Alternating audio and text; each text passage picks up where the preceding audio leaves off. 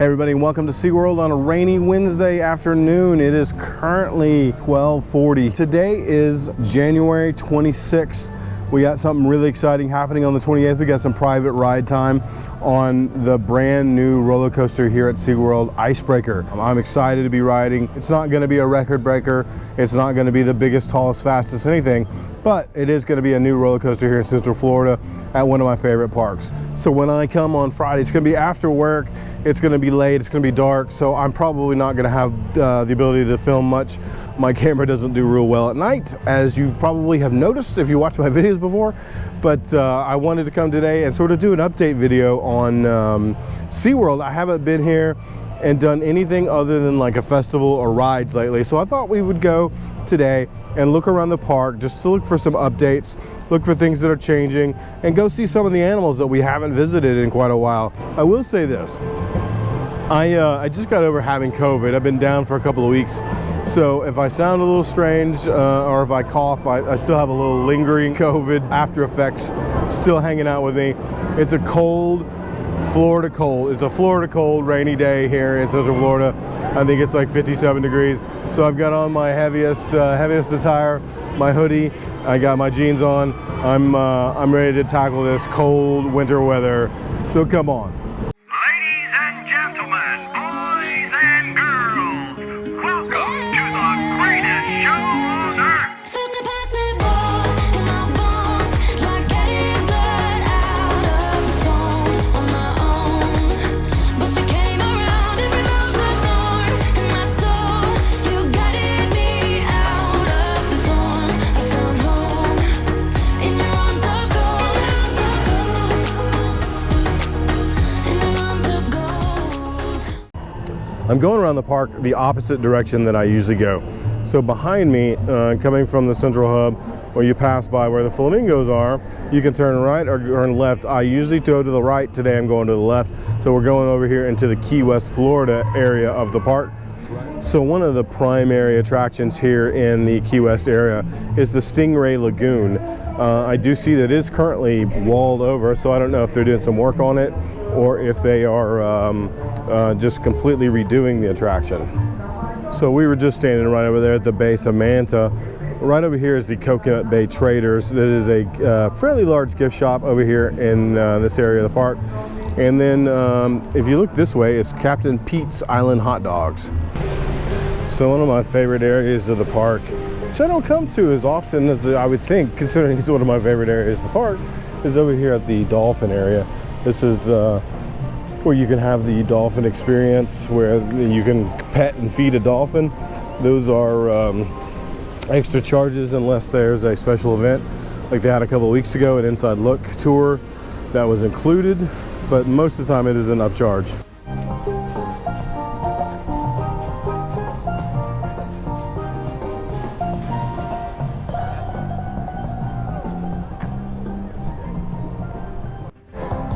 So yeah, mark my words, if you have some time, well, no, I take that back.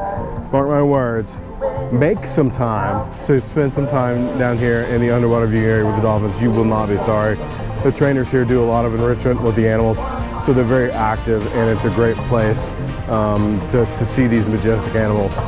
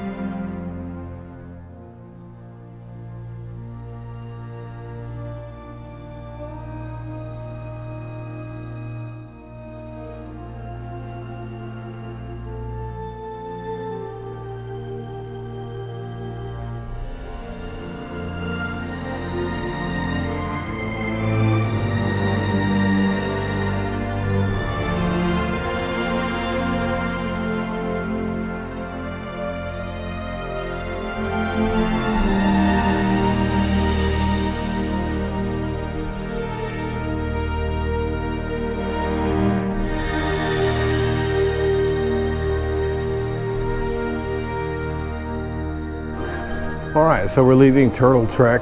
So inside Turtle Trek obviously is the big tank where you can see the turtles, but there's also a Turtle Trek movie. It's still not operating. I don't know if that's ever going to come back. I'm sure it will in some form at some point, but still, you can come in and see the turtles, just won't see the accompanying movie. So not to disparage anyone, but I heard a recent comment on another vlogger's channel about how this person just didn't really like SeaWorld at all and didn't spend any time here. And I can't disagree more. SeaWorld is one of my favorite parks. This person is considerably younger than me. And I think maybe that's some of the differences is that, you know, when you're younger, you're looking for just, you know, whatever's next, whatever's the next food item, the next ride, the next experience. Sometimes it's hard to slow down and just wonder at the surroundings and the beauty of the space that you're in and the majesty of the creatures that reside here. So yeah, I've said it 100 times and I will continue to say it. I love this park. I love that it's the most beautiful park. The landscaping is well maintained. The keepers here take care of these animals. They love these animals. And if you want to see something majestic, spend some time here at SeaWorld. So Journey into Atlantis is closed down for its yearly maintenance. When the ride is open and you want to get wet on a theme park ride, this is your ride. Just to reiterate, the sign says it's currently closed for annual maintenance. However, the Golden Seahorse gift shop is open. I thought we'd walk over there. I've only been in this store once or twice, so I thought it might be worth a quick trip through.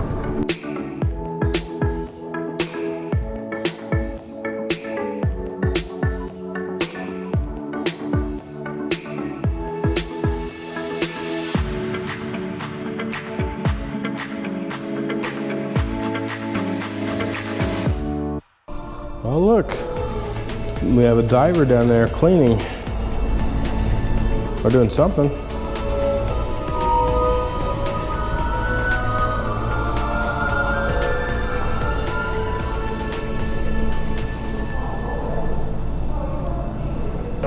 Well, this is really cool.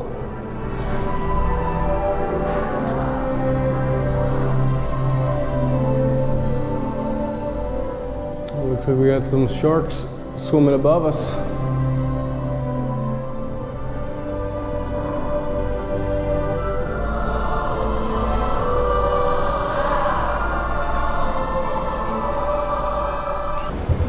This is some of the queue for Journey into Atlantis.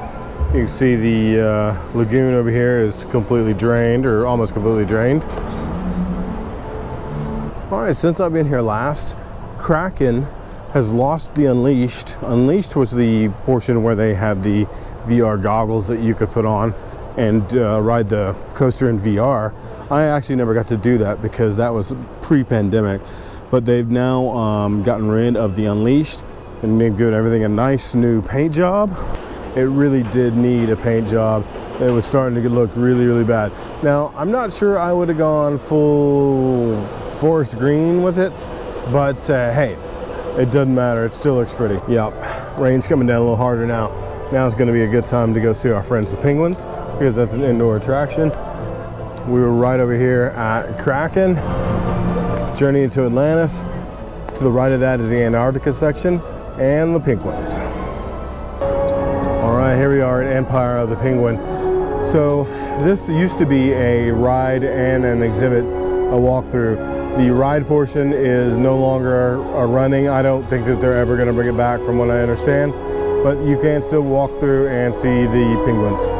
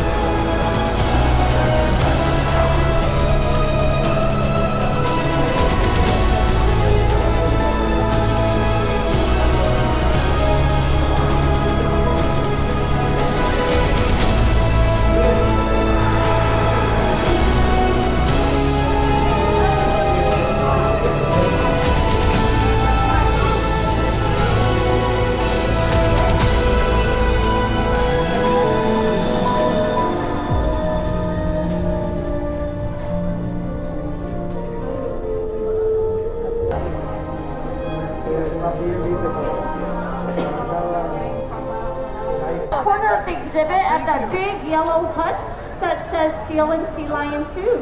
You can visit my building of the two animals, our two big residents. You'll also see a bunch of white birds. If you do not cover that crayfish, those white birds will come to you and eat those fish directly from you. And those are coordinated birds that are here just for their food. Starting February 4th is the Seven Seas Food Festival. You know, we've been through quite a few food festivals here at SeaWorld Park, and they never disappoint. So starting February 4th, we're going to have a bunch of new food choices, and the menus are out online. I'll put a link to the menus down in the description below. Okay, so we're going to stop and have some lunch over here at Seafire Grill today. I've never eaten here. It's just basic food. They have wings, chicken sandwich, fish sandwich, I believe a salad, and some kids meals. But I'm gonna give the wings a try. I love some hot wings, so we're gonna give it a shot. So we know sometimes it's not about price, it's about how good something tastes, and especially in a theme park. So you can get either teriyaki or you can get buffalo, or maybe it was barbecue. Anyway, I got buffalo. So they come without the sauce, and then they have the sauce on the side. So I'm gonna try it without the sauce first.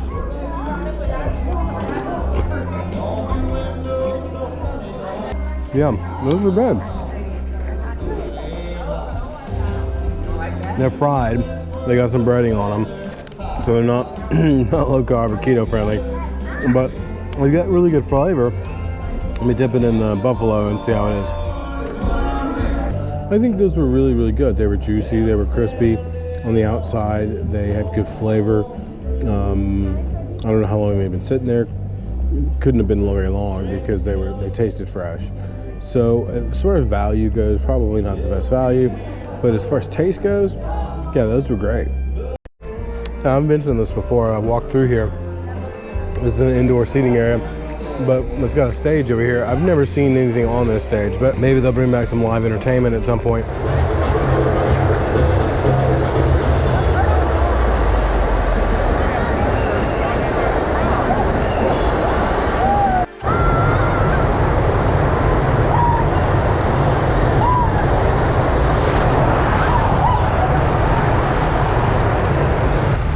Well, Infinity Falls is going today, and I got too close to the rail. You know what happens when you get too close to the rail?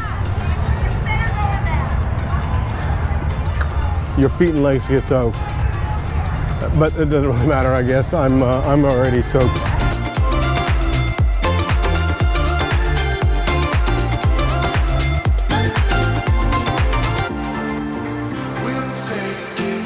All right, here's the entrance to the star of the hour, Icebreaker. The official opening day is February the 18th. So we got a special ride time on January 28th, but then there are some other pass member preview days, January 30th and 31st for Platinum pass members. Platinum and Gold, February 1st to the 6th, 7th through the 13th for Platinum, Gold, Silver, and then the 14th to 15th for the bronze and fun card holders.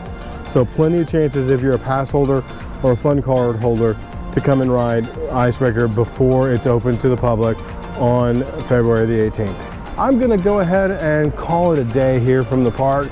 I was gonna go down and see the wild Arctic and see the beluga whales and the walruses, but I'm pretty wet. It's pretty chilly. The point was to come to the sneak peek of Icebreaker anyway. So we're gonna hold off until then. And what's gonna be 2 days for me is gonna be an instant for you. So in 3, 2, 1. All right, everybody, we are here. It is 2 nights later, and it is time to ride Icebreaker.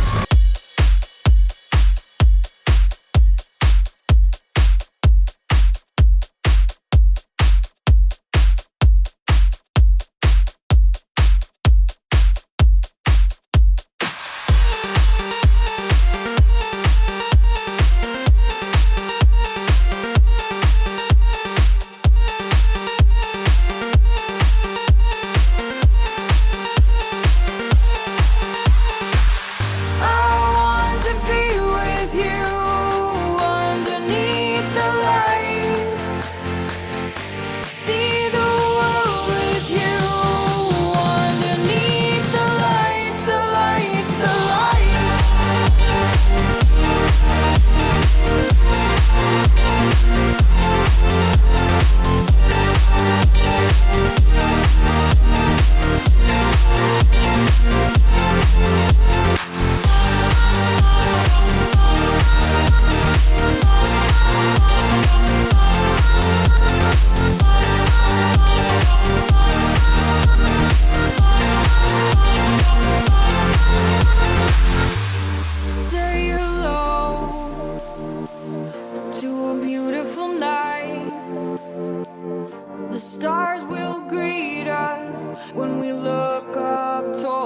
sky. So we live and we try to find a deeper meaning in what we left behind. I want to be with you underneath the lights. See the world with you underneath the lights, the lights, the lights.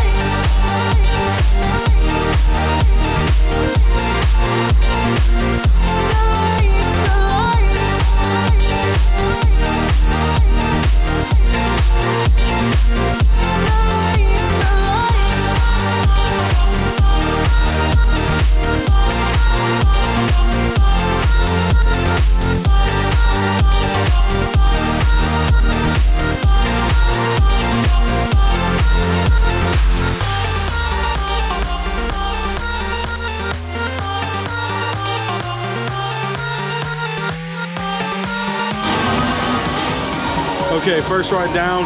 That was a lot of fun. It was actually more thrilling than I expected. We're on to ride number 2.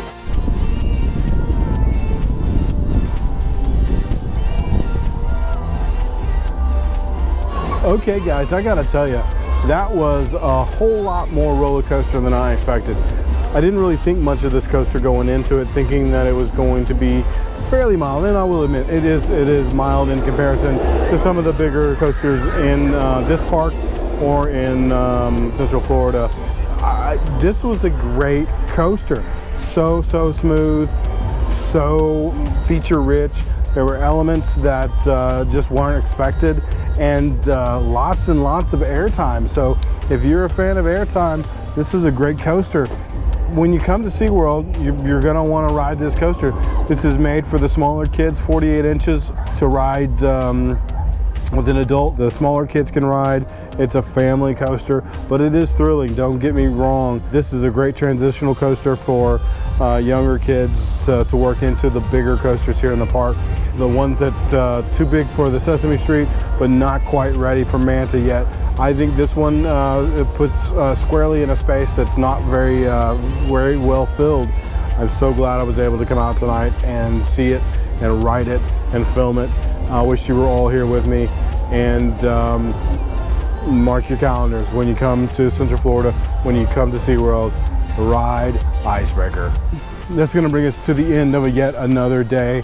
Actually 2 days here at SeaWorld. We spent the first day sort of walking around, seeing the animals again, walking around a wet, damp, rainy, chilly park.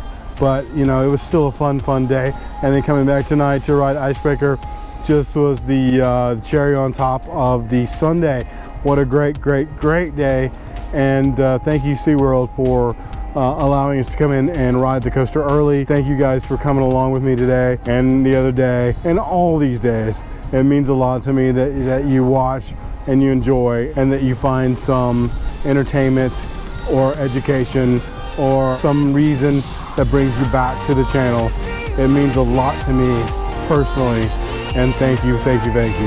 They've never lost, they're never found. So go get lost.